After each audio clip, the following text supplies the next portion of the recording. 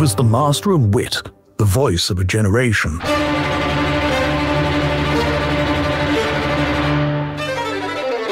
But behind the polished charm and effortless poise lay another role, one not written for the stage. The lives he lived were plenty, and one of them was in the shadows. Meet Noel Coward, an unlikely spy.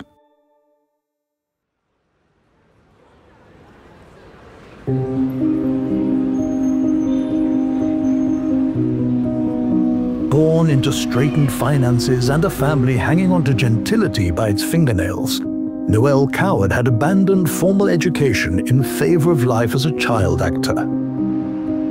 The interwar years were spent conquering the West End and Broadway as a playwright, performer, and songwriter.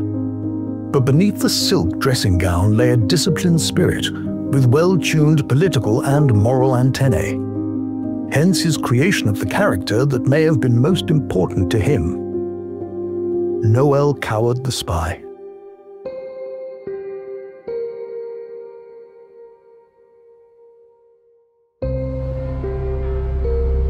His espionage career seems to have begun long before the country was at war. Coward was unwavering in his mistrust of both fascists and Soviets, denouncing Stalin at a time when many in the arts thought of Russia as a utopia. His views glued him to a social group of which Winston Churchill was the central figure. The soon-to-be Prime Minister had little time for Coward's political ambitions, but Coward made Churchill laugh, and this proved a saving grace. One of Coward's key connections, Sir Robert Vansittart, was the first to employ him as a spy. By the summer of 1938, Vansittart, now sidelined politically, was gathering intelligence, especially on Nazi rearmament, to strengthen the case against appeasement. In 1939, Coward traveled to Poland, Russia, and Scandinavia. Though it appeared to be a cultural tour, it was in fact commissioned by Vansittart, and Coward moved through bugged hotel rooms and secret meetings with the knowledge he was being spied on and followed everywhere. Upon returning to England in August, Coward immediately began rehearsals for two of his own plays, both of which were cancelled only days later, as Chamberlain declared war on Germany following the Nazi invasion of Poland. Coward, who had never placed any faith in the Munich Agreement, later remarked that Neville Chamberlain was one of the few men he ever truly hated.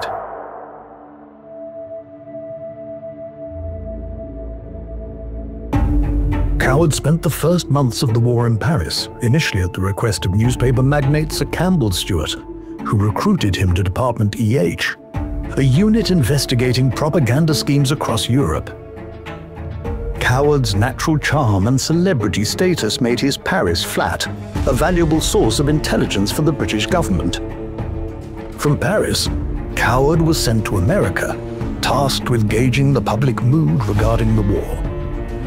His celebrity status gave him easy access to influential figures, and he soon built a warm relationship with Roosevelt, carrying messages between the White House and Churchill. On a second trip to America, Coward was recruited into British Security Coordination, a major espionage organization aiming to sway US opinion towards engagement in the war. In 1941, William Stevenson, who ran the organization, proposed Coward for the role of Director of Propaganda in Latin America.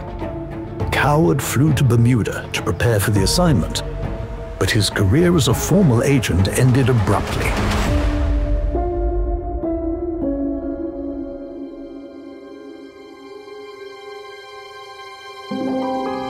Hugh Dalton, the British Minister of Economic Warfare, found Coward utterly unsuitable and personally intervened to cancel the appointment.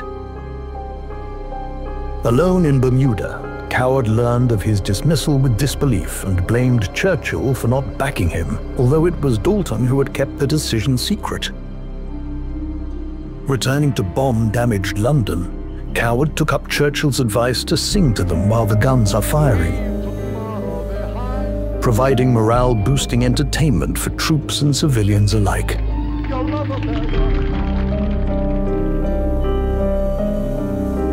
For any homosexual of the time, a life of subterfuge and secrecy was second nature. Noel Coward stood at the intersection of homosexuality, theater, and espionage worlds that each demanded performance, reinvention, and concealment. He had a profound talent for pushing the notion of hiding in plain sight to its limits, transforming social vulnerability into strength. During the war, humor allowed Coward to deflect danger and maintain his cover. Even after nearly being caught in Paris during the Nazi invasion, he would joke that arriving on the same day as Hitler would have been highly embarrassing for them both. Although his formal espionage career was cut short, Coward's contributions were not forgotten.